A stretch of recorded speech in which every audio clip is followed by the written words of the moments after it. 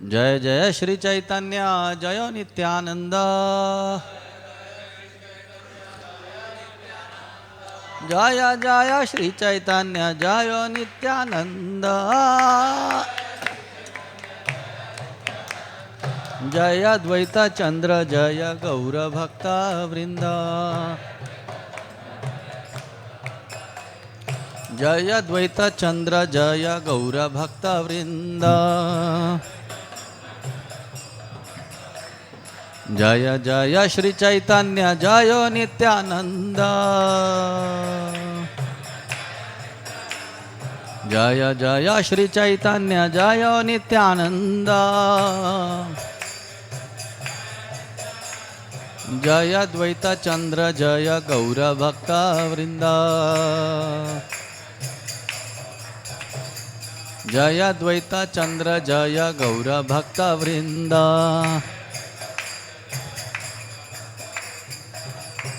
जय ग्रंथराज श्री चैतन्य चरितामृत की।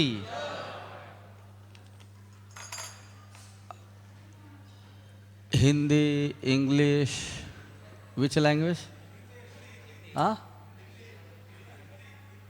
English. English how many?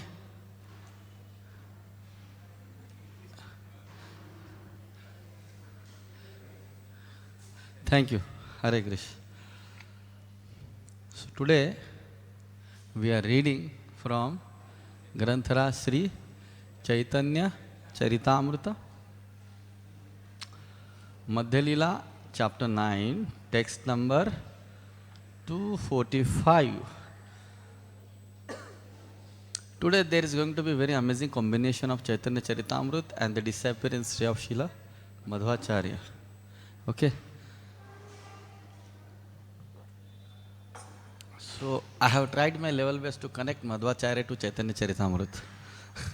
Today is the disappearance day of Madhvacharya, and today happens to be our Chaitanya Charitamrita day, Gaur Lila day. So by the mercy of Srila Prabhupada, I found out one verse from Chaitanya Charitamrita, Madhya Leela, and text number 245 of the 9th chapter of Chaitanya Charitamrita. Chaitanya Mahaprabhu's travel to the holy places. It's displayed on the screen. So now, sum total we have about 55 minutes. In that we have to cover the topic of 5 hours. Let us see how it can be done. Okay, so I hope and pray that you maintain your silence, beginning with keeping your mobile at silent mode. Let me check mine. Hare Krishna. Madhvacharya स्थाने आइला जहाँ तत्ववादी। मध्वाचार्य स्थाने आइला जहाँ तत्ववादी। उड़ पीते कृष्ण देखी तहाँ हैला प्रेमोन्मादी। मध्वाचार्य स्थाने आइला जहाँ तत्ववादी। उड़ पीते कृष्ण देखी तहाँ हैला प्रेमोन्मादी।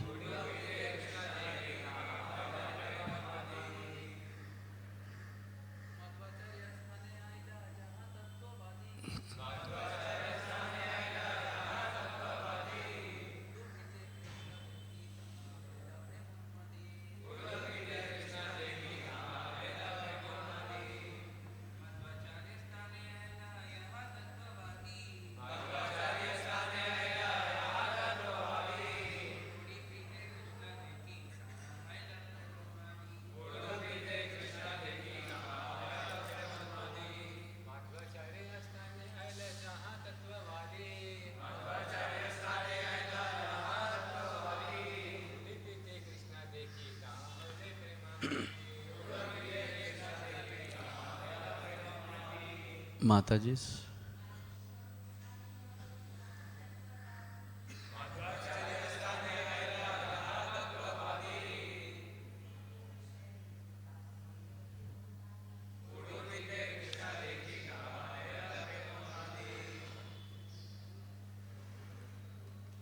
translation and purport. There is going to be long purport, but the purport itself is a big pravachan or the lecture of the today's discussion. It's a very nice purport. Srila Prabhupada has tried to summarize the life stage of Sripad Madhvacharya in his purport. Okay? Translation. Chaitanya Mahaprabhu. Who knows? Prabhupada might have composed this purport here also, because most of the Chaitanya Charitamrita was compiled here. He completed over here. Okay? Hare Krishna. Chaitanya Mahaprabhu, actually Chaitanya Mahaprabhu is traveling to South India and is visiting various holy places. On his tour to various holy places, he comes to Udupi. Chaitanya Mahaprabhu next arrived at Udupi, the place of Madhvacharya, where the philosophers known as Tattvavadis resided. There he saw the deity of Lord Krishna and became mad with ecstasy. Purport. Sripad Madhvacharya took his birth near Udupi, which is situated in the South Kannada district of South India, just west of Sahyadri. This is the chief city of the South Kannada province and is near the city of Mangalore, which is situated to the south of Udupi. Near the city of Udupi, why Prabhupada writes so many details of nearby cities, so that we can go there. Otherwise, he doesn't have free time to wake up at midnight and write so many details of around, in and around. You understand? He is not wasting his time in midnight. He is writing these purports at midnight. You could have taken nice rest, isn't it? Why is he writing? So that we go to those places and take blessings.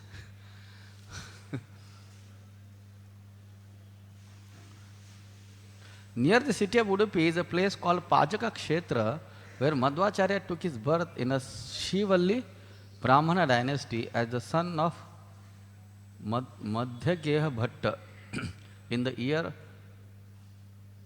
1040 Shakabda, that is AD 1118. According to some, he was born in the year 1160 Shakabda, that is 1238 AD. So there is difference of opinion. Prabhupada is quoting both. Srivalli means this Tulu Brahman.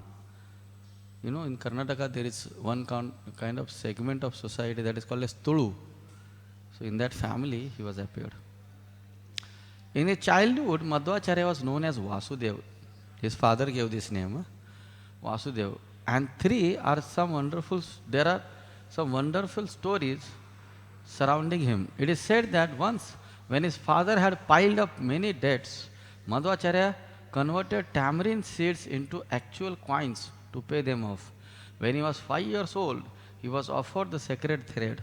A demon named Maniman lived near his abode in the form of a snake, and at the age of 5, Madhvacharya killed that snake with the toe of his left foot. When his mother was very much disturbed, he would appear before her in one jump. He was a great scholar even in childhood, and although his father did not agree, he accepted sannyas at the age of 12. Upon receiving sannyas from Achyuta Preksha, he received the name Purna Prajna Tirtha. After traveling all over India, he finally discussed scriptures with Vidyashankar, the exalted leader of Sringeri Mutt. Vidyashankar was actually diminished in the presence of Madhvacharya. Accompanied by Satyatirtha, Madhvacharya went to Badrika Ashram. It was there that he met Vyasadeva and explained his commentary on the Bhagavad Gita before him. Thus, he became a great scholar by studying before Vyasadeva. By the time he came to the Ananda Mutt from Badrika Ashram, Madhvacharya had finished his commentary on the Bhagavad Gita. His companion Satyatirtha wrote down the entire commentary. When Madhvacharya returned from Badrika Ashram, he went to Ganjama, which is on the bank of the river Godavari. There he met with two learned scholars named Shobhana Bhatta and Swami Shastri. Later, these scholars became known as the disciplic succession of Madhvacharya as Padmanabh Tirtha and Narhari Tirtha. When he returned to Udupi, he would sometimes bathe in the ocean. On such an occasion, He composed a prayer in 5 chapters. Once, while sitting beside the sea, engrossed in meditation upon Lord Sri Krishna, he saw that a large boat containing goods for Dwarka was in danger. He gave some signs by which the boat could approach the shore, and it was saved. The owners of the boat wanted to give him a present, and at the time Madhvacharya agreed to take some gopi chandan. He received a big lump of gopi chandan, and as it was being brought to him, it broke apart and revealed a large deity of Lord Krishna. The deity had a stick in one hand and a lump of food in the other. As soon as Madhvacharya received the deity of Krishna in this way, he composed a prayer. The deity was so heavy that not even 30 people could lift it. Yet Madhvacharya personally brought this deity to Udupi. 8 of Madhvacharya's sannyas disciples became directors of his 8 monasteries. Worship of the Lord Krishna deity is still going on at Udupi according to the plans Madhvacharya established. Madhvacharya then, for the second time, visited Badrikashram. While he was passing through Maharashtra, the local king was digging a big lake for the public benefit. As Madhvacharya passed through that area with his disciples, he was also obliged to help in the excavation. After some time, when Madhvacharya visited the king, he engaged king in that work and departed with his disciples. Often in the province of Ganga Pradesh, there were fights between Hindus and Muslims. The Hindus were on the bank of the river and the Muslims on the other. Due to the community tension, no boat was available for crossing the river. The Muslim soldiers were always stopping passengers on the other side, but Madhvacharya did not care for these soldiers. He crossed the river anyway, and when he met the soldiers on the other side, he was brought before the king. The Muslim king was so pleased with him that he wanted to give him a kingdom and some money, but Madhvacharya refused. While walking on the road, he was attacked by some dacoits, but by his bodily strength, he killed them all. When his companion Satyatirtha was attacked by a tiger, Madhvacharya separated them by virtue of his great strength. When he met Vyasadeva, he received from him the Shaligram Shila, known as Ashtamurti. After this, he summarized the Mahabharata. Actually, that is called as Mahabharata Tatparya Nirnay. We will discuss about it. Madhvacharya's devotion to the Lord and his erudite scholarship became known as throughout India. Consequently, the owners of the Sringeri Mutt, established by Shankaracharya, became a little perturbed. At that time, the followers of Shankaracharya were afraid of Madhvacharya's rising power, and they began to tease Madhvacharya's disciples in many ways.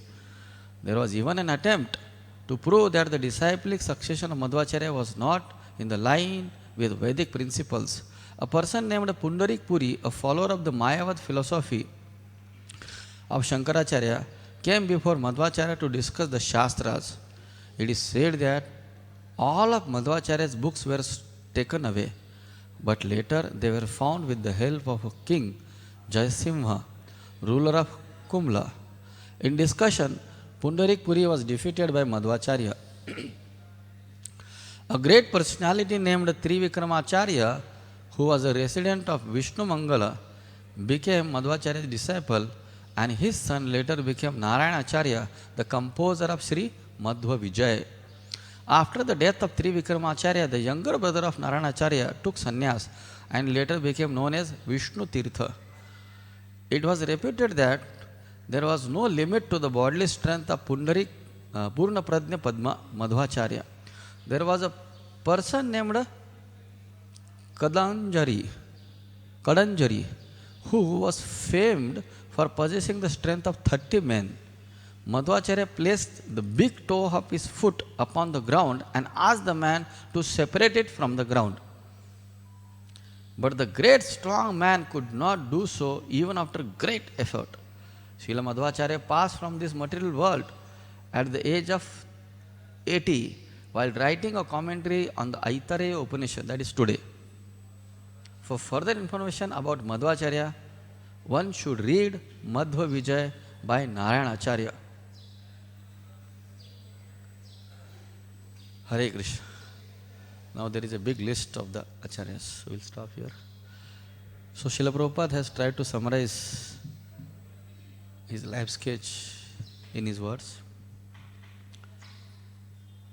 Om Ajnanatimmirandhasya Jnananjana Shalakaya Chakshurun Militam Yena Tasmai Shri Gurave Namaha Mukam Karoti Vachalam Pangum Langhayate Girim Yat Kripatamaham Vande Shri Gurum Tina Tarin Kathanchan Smrute Yasmin Dushkaram Sukaram Bhavet Vismrute Viparitam Syat Shri Chaitanyam Namamitam Mancha Kalpatarubhasya Krupa Sindhu Bhevacha Patitanam Pavanebhyo Vaishnavebhyo Namo Namah Jai Sri Krishna Chaitanya Prabhu Nityananda Sri Advaita Gadadhar Sri Vasadi Gaur Bhaktavrinda Hare Krishna Hare Krishna Hare Hare Hare Ram Ram Ram Nama Om Vishnu Padaya Krishna Pristhaya Bhutale Shri Mate Bhakti Vedanta Swami Nitinamine Namaste Saraswati Deve Gauravani Pracharine Nirvishesha Shunyavadi Paschatya Desha Tarine.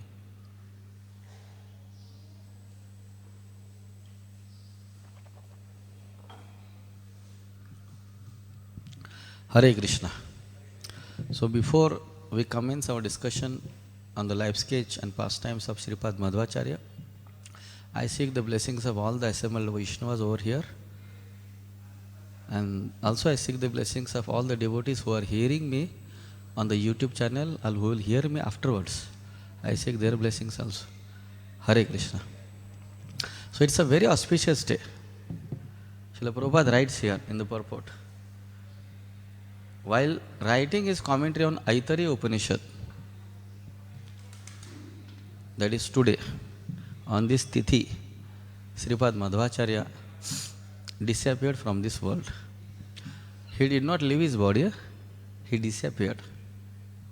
He was giving his class like this and he just disappeared from the place. That's all. So he is Vayu, he can fly anywhere himself. So that Tithi happens to be today. So today is the auspicious disappearance day of such a great Acharya of Brahma Sampradaya. He is Acharya for Kali Yuga. You know, there are 4 Sampradayas: Brahma Sampradaya, Rudra Sampradaya, Shri Sampradaya and Kumar Sampradaya. So Madhvacharya happens to be the Acharya for Brahma Sampradaya. And Kumar Sampradaya's Acharya is? Kumar Sampradaya's Acharya is? Nimbarka Acharya. Rudra Sampradaya's Acharya is? And Shri Sampradaya's Acharya is? He is famous. So, it is mentioned, so basically our today's discussion is based on Sri Madhva Vijay, as Srila Prabhupada is authenticating that book, and Srila Prabhupada's purport. Also Srila Bhaktivinoda Thakur's Navadip Dham Mahatmya. Let us see how much we can cover today. It is said in the Madhva Vijay that in India, specifically in the medieval age, after Shankaracharya's appearance and also after the appearance of Buddha, there was a lot of atheism going on. Huge number of people were becoming Buddhists, Shunyavadi, and huge number of people were becoming Mayavadis. Vedana Manila Bauddha Hayata Nastika. One who do not accept or does not accept Vedic literature, he is called as atheistic, Nastik. Vedashraya Nastikyavad Bauddha ke adhik. Kaviraj Goswami says, but one who takes Vedic shelter and he tries to propagate this Shunyavad and Mayavad, he is more degraded than Buddhists. So by seeing this degradation of the human society, the demigods in the heavenly planets were anguished. They were afraid what is going to happen to these people, how they will be delivered. So they had a meeting and they approached Lord Brahma. And Lord Brahma took them to Lord Vishnu. They had another meeting, and Lord Vishnu was discussing, please do not worry. I will send one of my very powerful devotee who will eradicate these Mayavad, Shunyavad and all these deviations on the path of Vedic literature. So then he chose one of them out of the demigods. He instructed Vayu, you please appear in India as Madhvacharya and you just destroy this Mayavad philosophy in your own words. Earlier also you have rendered innumerable services as Hanuman, as Bhimsen. Like this Lord Vishnu glorifies him. This is the meeting that was going on in the celestial planets. Upon receiving the instructions from Lord Vishnu, Vayu was prepared to appear. So this is the background. And here in India, on the western coast of the ocean side,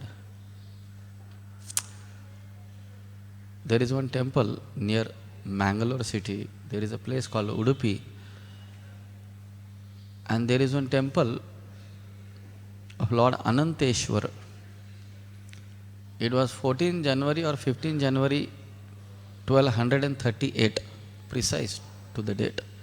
Makar Sankranti, because Makar Sankranti comes either on 14 or 15. Never it comes on 10 January or 10 February. It comes either on 14 or 15. So with that logic, it was on the day of Makar Sankranti. Interestingly, Chaitanya Mahaprabhu also took sannyas on the day of Makar Sankranti. That means he must have taken sannyas either on 14 January or 15 January 1511. Just trying to be precise to the date. So it was Makar Sankranti festival going on in that temple of Ananteshwara. The huge number of crowd was gathered for the festival, and there was one flag, just like we have flag of the temple. So every temple has their own dhwaja, and they do their dhwajarohan also. So when this particular pujari came out of the temple, he climbed atop the flag and he proclaimed in jubilation. Some say Lord Ananteshwara empowered him to speak like that. Very soon, the incarnation of Vayu will appear in this world to propagate the bhakti of Ananteshwara, Lord Narayana. He proclaims like this, and he was so happy. By seeing his happiness, people were becoming happy. So this happened on Makar Sankranti 1238 AD. So after that, 10 months approximately, on the day of Vijayadashmi, in the family of a Tulu Brahmina, Vayu appeared as Madhvacharya. His father's name was Madhyageha Bhatta, and his mother's name was Vedavati. His father gave him the name Vasudeva. So there are various names. How they appear, we'll discuss. So first name was given as Vasudeva. He also had a sister, elder sister. And Vasudeva, little Vasudeva, was very stout and strong. His physique and his bodily limbs were so well built that he appeared to be some sort of very big wrestler. Even small boy, Even small boy. Sometimes his mother would go to do some household activities or some other responsibilities outskirts of the village, and she would entrust the baby care to her daughter, and she would ask her to take care of the baby. So one day, there was a cow shed and there were some bulls also. They had piled up a huge stack of chana. What do they call in English? Huh? Horse grams. It was the food of bulls, huh? Chickpeas. Yeah, chana. Chickpeas, yeah, it was chickpeas. It was a huge pile of chickpeas. And it was meant for the bulls. And when the sister was playing with some other things, the boy came up to the huge pile and he finished it off.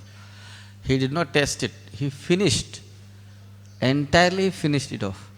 And when his mother came back and she asked, "Where is Vasu?" They would call him as Vasu. "Where is Vasu?" She said, "Look at your son, what he has done. He has finished the entire pile of the chickpeas." Then mother was worried, his father was worried, what will happen to this boy? There will be indigestion. You have this experience? On the feasts, we take little more and then it's very difficult to digest, isn't it? Just imagine, he finished and he digested. He digested. And there have been so many interesting legends about his pastimes. Somebody gifted him or his family the entire, huge stock of bananas. And this little Vasudev, immediately within few minutes, he ate all those bananas. His mother was surprised. How he is going to survive by eating like this? He may die. Mother is mother after all. She always has this concern about her son. So once, actually his home was at Pajaka Kshetra. His home was away 30 kilometers from the temple of Ananteshwara. Once there was a festival in the temple of Ananteshwara. And all of a sudden, this Vasu or Vasudev, he disappeared from the home and mother was trying to search him. Where is my son? Where is my son? Where is my son? Where is my son? He was in the temple of Ananteshwara and she started calling out, "Vasudev, Vasu." Immediately within few seconds he appeared in front of her. He jumped. Prabhupada writes in the Prabhupada. In one jump, he appeared in front of her mother. Why? Because he is the incarnation of Vayu. He can do anything. Vayu Airlines. Actually, entire aviation ministry is named after him. Airlines.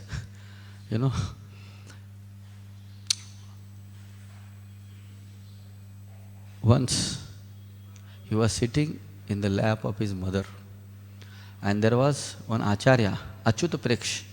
He was speaking from the Vedic scriptures. And he did not speak properly. He did not give a proper explanation.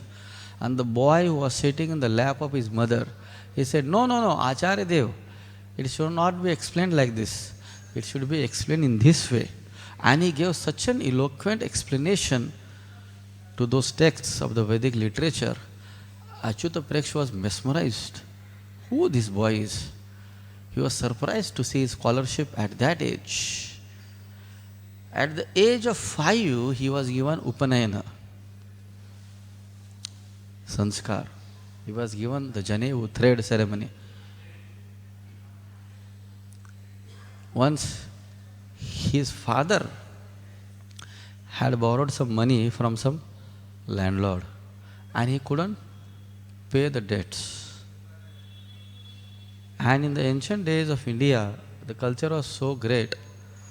When that person came for the money, he said, "Give me my money back, otherwise I'll just fast here at your doorstep. I won't go back home. You have to repay me." And that time, the culture was Atithi Devo Bhava. Atithi Devo Bhava. Earlier it was Shubhlabh, then Atithi Devo Bhava, and now it is beware of dogs. So it shows our mentality and our interest. So it can also means they have some dogs at their doorsteps It can also be interpreted that they themselves are dogs. Beware of dogs means who are staying in the house. Correct? So, the culture was very rich. When Madhvacharya Bhatta received that landlord and he heard that he is not going to eat anything and he will stay there only at his doorstep without eating anything, how can he eat himself unless feeding his guests? So he also started fasting. And Vasudeva's mother tells him, go and bring your father for prasad. He asks his father, why are you fasting? And he says, see, we have some debts to repay to this, big man, and we don't have any money to give him now. Oh, that's all. Then Vasudeva takes him by the hand to one tamarind tree and he asks, how much was your money to be paid by us? And he tells the exact figure, this much was the money with interest. Then Vasudeva takes some tamarind seeds and gives in the hands of this landlord, and those tamarind seeds turn out to be gold coins. And they were calculating exactly the amount of his money. Exactly it was worth enough. He was surprised. He couldn't understand how did it happen. But after all, he got the money back, that's all. So he goes home. Thereafter, Madhvacharya Bhatta takes his prasad. Like this, there are so many miraculous pastimes with Vasudeva. There was one demon, Prabhupada writes in the purport, his name was Maniman. He was living there from the time of Mahabharata. He was in the Kurukshetra war also. But somehow he was not killed. So he was residing in the area of Udupi in the form of a snake. And Madhvacharya saw him and he could understand that he is the demon Maniman. And Madhvacharya just pushed his toe on his head. You know how the snake is being killed? You have to smash his head, not the tail. So Madhvacharya, with his heavy toe, at that time he was Vasudeva only. Vasudeva, with his heavy toe, he just smashed his head and he buried the head into the ground only. And he killed that Maniman in this way. Jai Sripad Madhvacharya ki. You are saying Jai just like you are on the side of Maniman or in the side of the demon. Jai Sripad Madhvacharya ki. That's good. So, thereafter, Madhvacharya started learning under the guidance of Achyuta Pariksha Swami. And very soon he learned all the Vedic scriptures. All the Vedic scriptures. He mastered them. By seeing his scholarship, his renunciation and determination, Achyuta Pariksha installed him as the in charge, Mathadipati. When he was initiated, he was named as Purna Prajna Tirtha. So first name was Vasudeva given by father and the initiation name was Purna Prajna Tirtha, and when he became Mathadipati, he was named as Ananda Tirtha.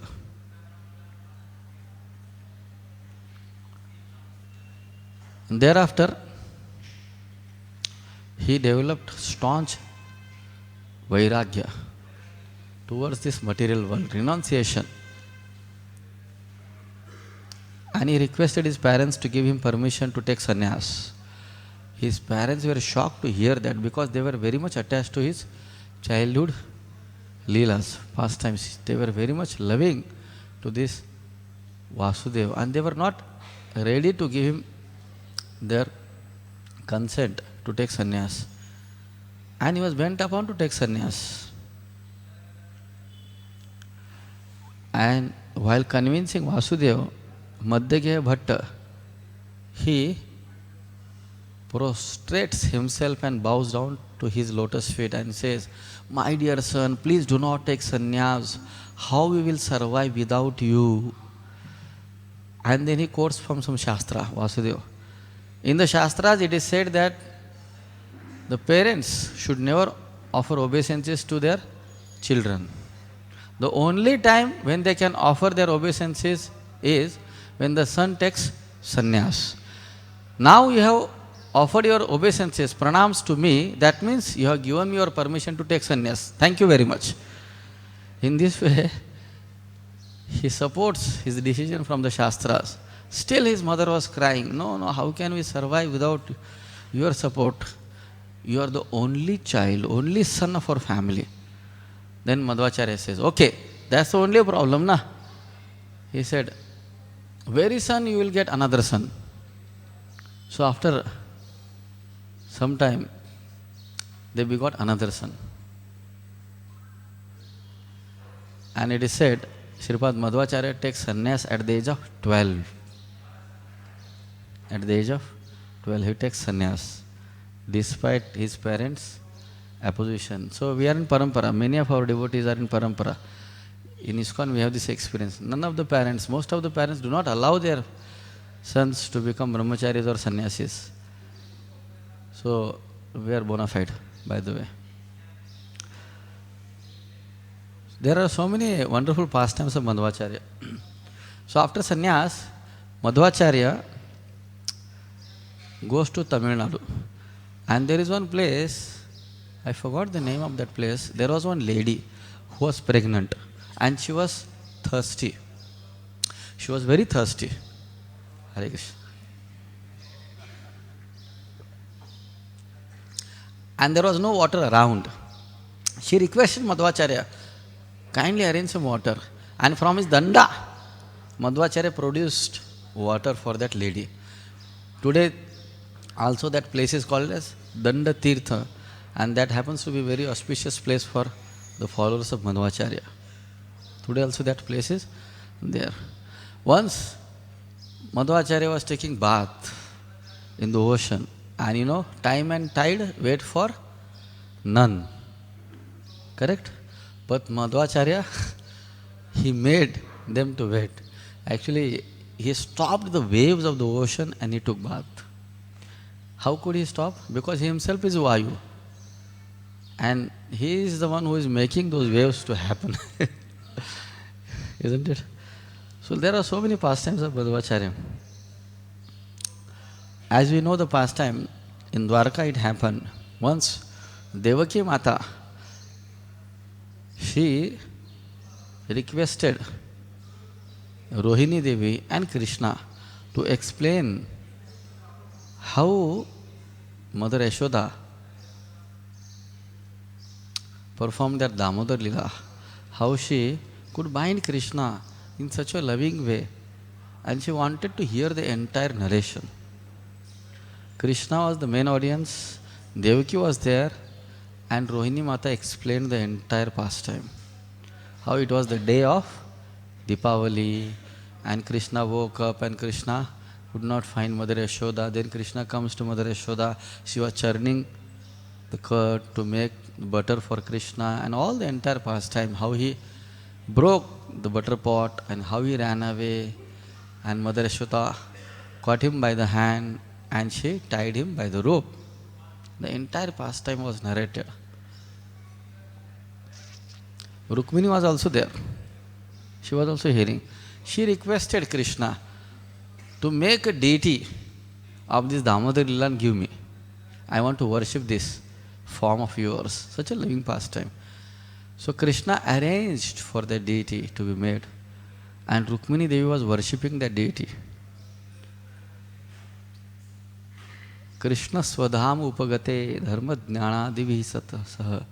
So when Krishna wound up his pastimes of this earthly planet, he goes back home, back to Godhead. But this deity remained there only. And Dwarka was flooded and so many things happened. And there is also one place in Dwarka called Gopi Chandan, Gopi Kuwa. In that kuwa, in that well, this deity was thrown. So this happened 5,000 years ago. So about 800, 900 years before, there was one big boatman who was carrying large amount of goods from Dwarka to South India by the sea on the voyage. And he was carrying large amount of gold. And just to balance the boat, you know, these sailors, they keep some sort of heavy stone or wood on the other side of the boat. It was happening in the days of yore. Just to balance the boat, that boatman, the sailor, was keeping one huge sort of stone, something like that. And when the boat came on the shore of Udupi ocean, it was suddenly attacked by the storm. And they were about to sink. Madhvacharya was sitting on the shore and he saw that the boat was going to sink, and he just waved like this. And the storm was stopped. Thereafter, that boatman came and he offered his obeisances to Madhvacharya. And he said, "My dear sir, O Maharaj, we would like to give some presents, some gifts." So he said, no, we don't want anything. We are sannyasis. No, but we want to give you something. So he asks, where are you coming from? They tell that we are coming from Dwarka.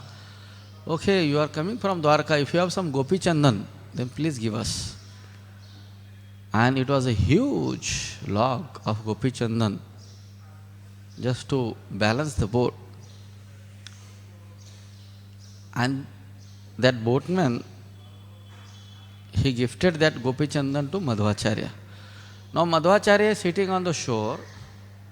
The boat is still in the ocean, because that cannot come on the shore on the earth, isn't it? It cannot come on the sand. So some people had to go inside and bring it out. Okay? And Prabhupada writes in the purport, even 30 people could not lift it properly.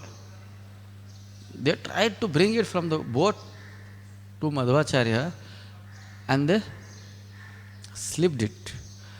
And that Gopi Chandan broke apart. And from there, the same deity which was carved for Rukmini Devi, the same deity appeared.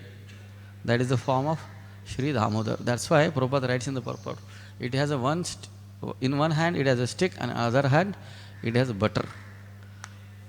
So that stick is Manthan rod.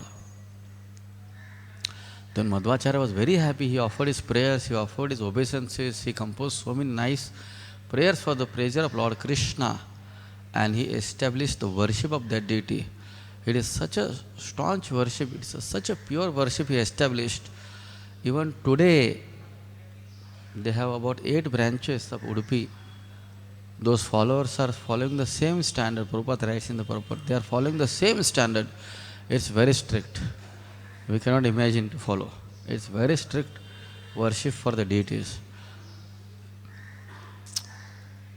So Madhvacharya, thereafter, he wanted to go to Badrika Ashram to meet Vyasadeva. Vyasadeva is still living, huh? He's Chiranjeev. Vyasadeva is still there. So he wanted to visit Vyasadeva. And while he was coming from South India to North India, there were so many people who were hearing about his miracles, and naturally when you become little bit successful, there will be enemies. And there were so many people who were envious of him, and they arranged, there was one group of people, they arranged one big Pahalwan, wrestler. Prabhupada writes in the purport, he was having the power of 30 men. And he said, I want to wrestle with you. Basically his plan was to murder him. I want to wrestle with you.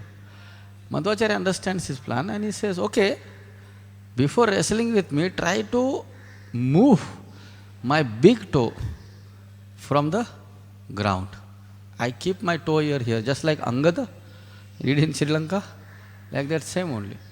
So I will rest my foot over here, try to move the big toe or toe from the ground, try to separate it. That great wrestler who was having the strength of 30 people, he tried his level best. He tried his level best, but he couldn't succeed. He tried his level best. Prabhupada writes in the purport like that, isn't it? You heard? Even with great effort, he couldn't move his toe from the ground, just like we see in our area. Chor laga ke, haish, like that. He must have tried in that way. Just imagine the strength of Madhvacharya. Thereafter, there was one group,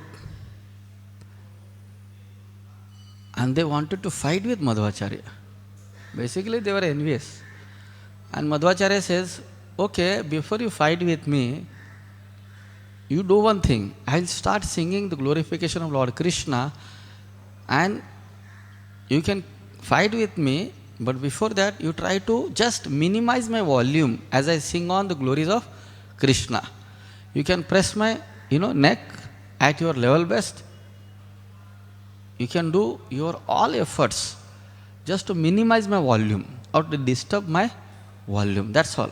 Thereafter, I'll fight with you.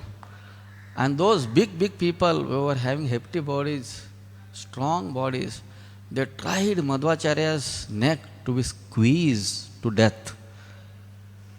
But they couldn't disturb Madhvacharya's glorification of Lord Krishna even slightly.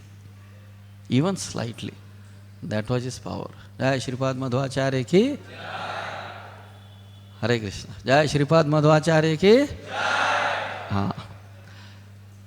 So once, just as we see in the purport, as he was going towards North India, he came in the province of Maharashtra. Prabhupada writes Maharashtra. You know what was the place? It was Solapur. Elsewhere Prabhupada writes that. It was Solapur district. So there was a king who was digging a big lake for the benefit of the public. And he was monitoring the excavation himself. And he was so rowdy or rude, he would force people to dig it. Anybody he saw, specifically the young or very stout people, he would engage them by force. And he saw Madhvacharya and his followers, Satyatirtha and others. And he forced them to take up that weapon or that instrument and start digging, spade. Madhvacharya said, I am a sannyasi. I never excavated. Can you please teach me how to excavate? And he took the spade in his hand, the king, and he started showing him, this is how one should excavate, this is how. And he started digging. Madhvacharya's mercy was so much, he forgot that he is teaching, and he started excavating himself, and Madhvacharya left that place and went far away. Whole throughout the day, the king couldn't understand what's happening. And he kept on excavating. So that was his mercy upon that king. Thereafter, as we see in the purport, Srila Prabhupada writes, there were some tensions between Muslims and Hindus, and they would not allow to cross by the boat. Then Madhvacharya, do you know how did he cross? He caught hold of his disciples' hands. He made a chain and he walked through the Ganges and through the Yamuna. In those days, Yamuna was very turbulent, huge. And now also, if you see Ganga, it's not possible to cross by, just by foot. But it was possible for Madhvacharya. Hare Krishna. So Madhvacharya comes to Badrinath.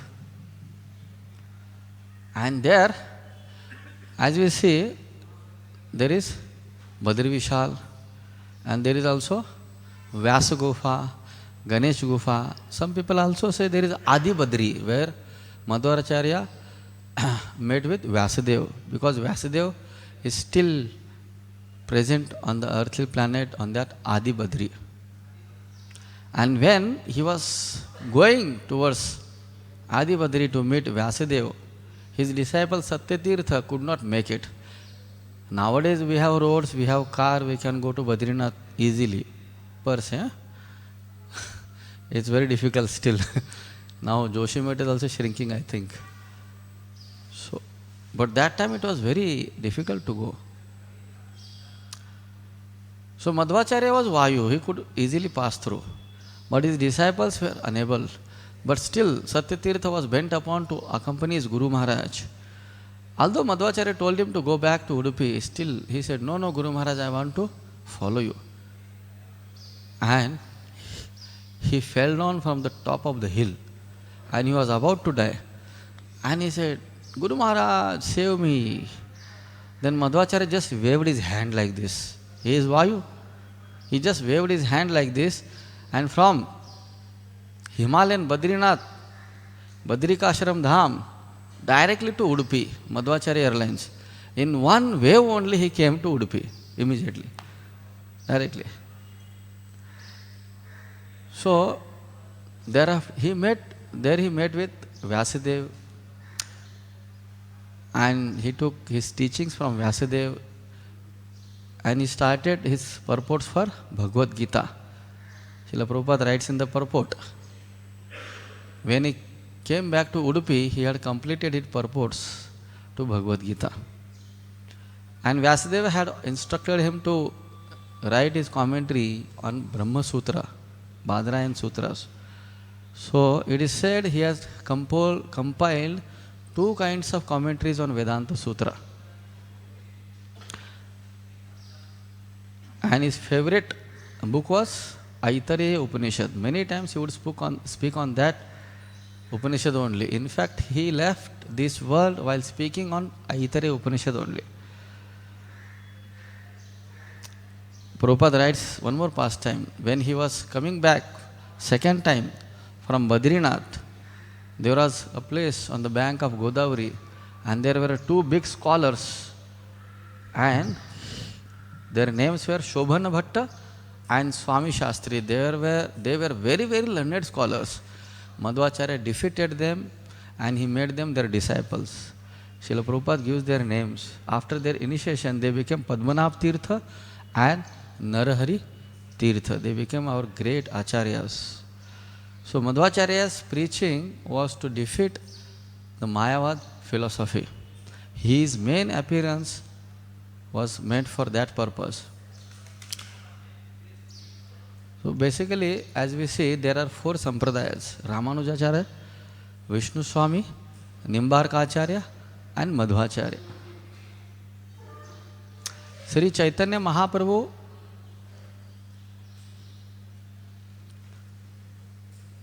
took two principles from these acharyas. So first I will explain their philosophy a little bit. Ramanujacharya propagated Vishishta Advaitavad. That actually before that Shankaracharya appeared and he propagated Advaitavad. That Jiva and the Supreme Lord is one. We can merge. Everything is one. Advait.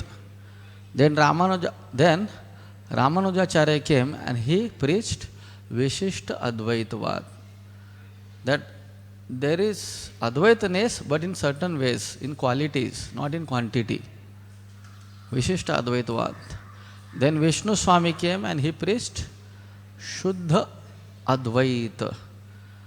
Yes, we are one, same thing, in quality wise. We are also transcendental and the Lord is also transcendental. Nimbarkacharya preached about Dvait Advait. Means we are same and we are different also. And Madhvacharya preached Dvaitvad. You see these two fingers? Always you will see Madhvacharya like this. Two.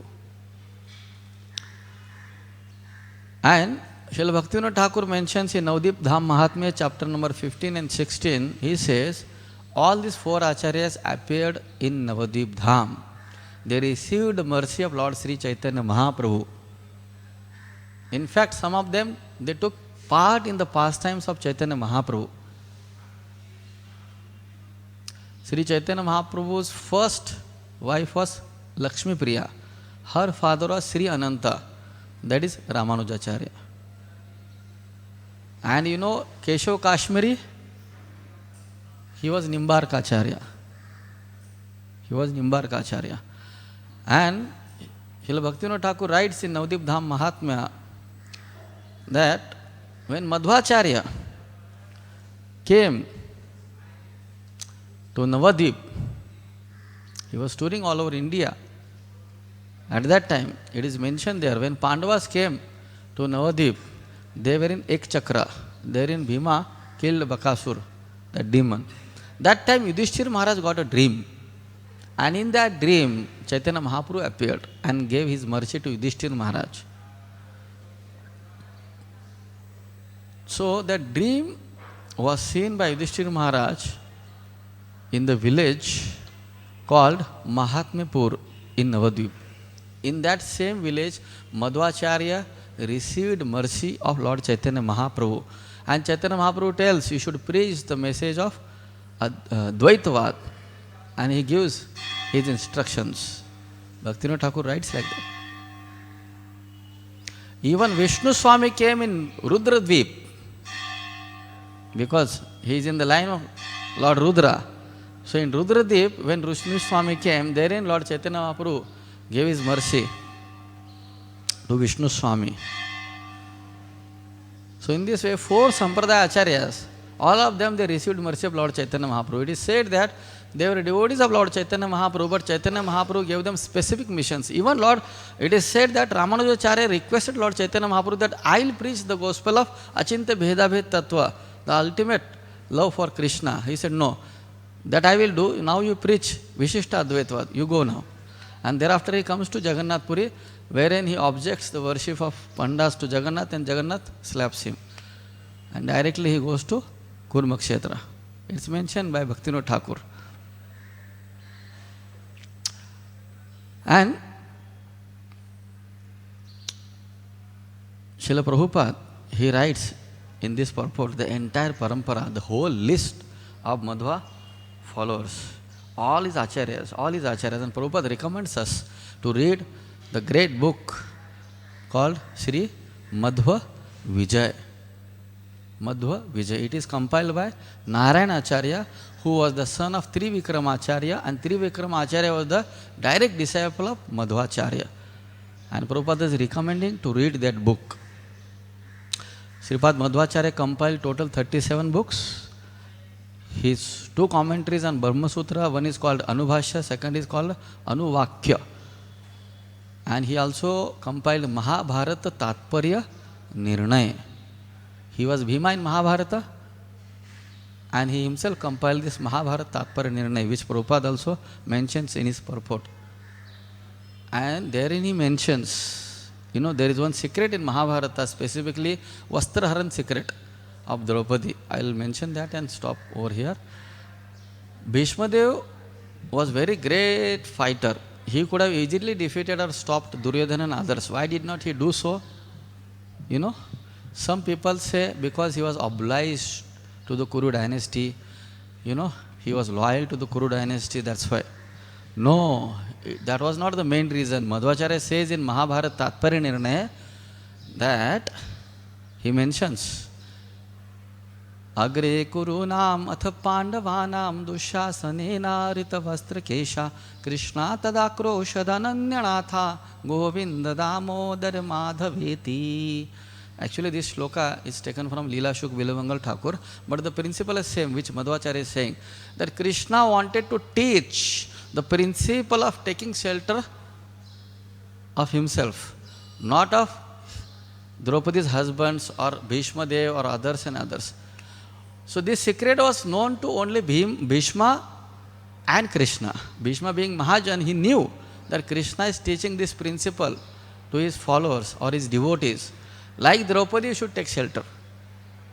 You should not go to Bhishma, you should not go to Dhritarashtra, Dronacharya, Kripacharya, or your very powerful husbands like Yudhishthira and Bhima and Arjuna. You should just take shelter of Krishna, that's all. Nothing else. So this principle Krishna wanted to teach through Draupadi. That's why Bhishma Dev did not object the Vastraharan of Draupadi. This is how Madhvacharya comments on the Draupadi Vastraharan pastime. Like this, Mahabharata Tatparya Nirnaya explains so many secrets of the great epic of India, that is Mahabharata. So in this way, we see so many pastimes of Madhvacharya and his mercy upon the people of Kali Yuga, So following the instructions of Srila Prabhupada, we pray to Sripad Madhvacharya to shower his choicest blessings and mercy upon us, because today is his disappearance day, and on the disappearance day, if you ask something, this is a very special day, because on the birthday or disappearance day, if you ask something to this great acharyas, they shower their special blessings. So if we pray to Madhvacharya to give us the mercy to follow Srila Prabhupada, because you know what is Prabhupada? So Lord Krishna preached Bhagavad Gita 5000 years ago and he disappeared. He went back home, back to Godhead. Thereafter, there was rampant irreligion going on. Then Buddha came to stop that violence. So see the 5000 years plan of Krishna. Then Buddha came to stop that violence. Shunyavad. He preached Shunyavad. Then Shankaracharya came and he said, no Shunya, it's one. Then he established the Vedas. Thereafter Krishna sends these four acharyas, Ramanujacharya and Madhvacharya. And Madhvacharya says, not one, it's two. It's two. And these four acharyas come and they preach the gospel of Bhagavad Dharma. And then Chaitanya Mahaprabhu comes. And he says, not zero, not one, not two, it's five. Panchatattvatmakam Krishnam Bhakta Rupa Swarupakam. There is energy, there is devotee, there is avatar, there is Swarupa, there is Rupa, there is different technical. Like that Chaitanya Mahaprabhu comes. And Chaitanya Mangal, Lochandas Thakur says, to preach that Achinte Bheda Bhed Tattva of Chaitanya Mahaprabhu comes his Senapati Bhakta, and his name is His Divine Grace A.C. Bhaktivedanta Swami Jagadguru Srila Prabhupada. He comes and he makes the entire world into Vaishnavism. He gives that opportunity. So it's a whole huge plan of 5000 years of Lord Krishna. We are so fortunate to be in his mission, to be his followers, and to live in the same place where he is to live happily. And maximum time he spent over here. So it's our great fortune. We can't calculate our fortune. It's unimaginable.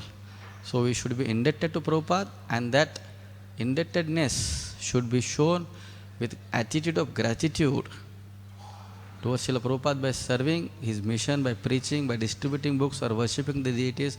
That gratitude has to be shown, because the attitude of gratitude will increase the aptitude to receive Krishna's beatitude beyond any altitude and latitude. कुछ समझ में आया? The attitude of gratitude will increase our aptitude to receive Krishna's beatitude beyond any altitude and latitudes. Thank you very much. Hare Krishna. Srila Prabhupada ki, Sripad Madhvacharya ki, Gaur Premanande. So we stop here. Any comments for any corrections? Time है? Temple commander, time है question के लिए?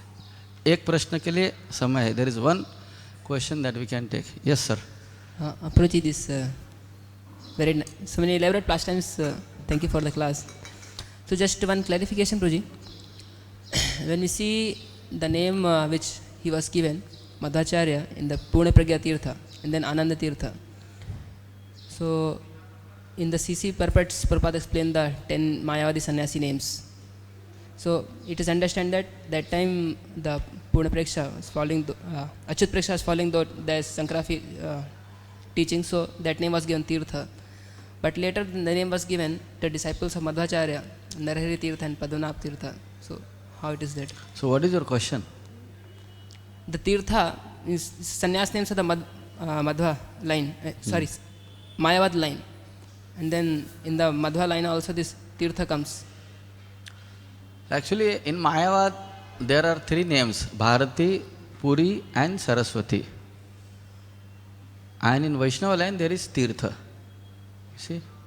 In CC purports, 10 Mayavad sannyas names are there. So there is amalgamation. Then the question comes, why did Chaitanya Mahaprabhu take initiation from Keshav Bharati? You understand? So I am unable to understand your question. So why this name from Mayavad comes to Madhvacharya line? Yeah. That is Tirtha. Tirtha. Yeah. Yes. I don't know the answer.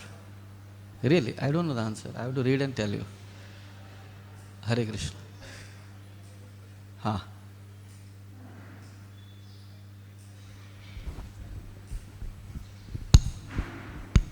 Hare Krishna Prabhuji. Thank you so much. Very nectarian class. Especially when you narrated the Sripad Madhvacharya took the sannyas. So my question from there, at what age Sripad Madhvacharya took the sannyas? 12. 12. Okay. And one more thing, Prabhuji. You mentioned that na ki there's 4 acharyas who also came while Lord Chaitanya Mahaprabhu performing his Leela. Okay. Yeah. Mentioned that ki Ramnacharya is the father of Lakshmi Priya. Lakshmi Priya, not Vishnu Priya. Lakshmi Priya. Lakshmi Priya. And second is Nimbarka Acharya was Keshav Kashmiri. And remaining 2? Vishnu Swami got direct darshan when he appeared. He did not take part, but he got direct darshan when he came to Navadvip before Lord Chaitanya Mahaprabhu. Okay. Even Madhvacharya also. Like that.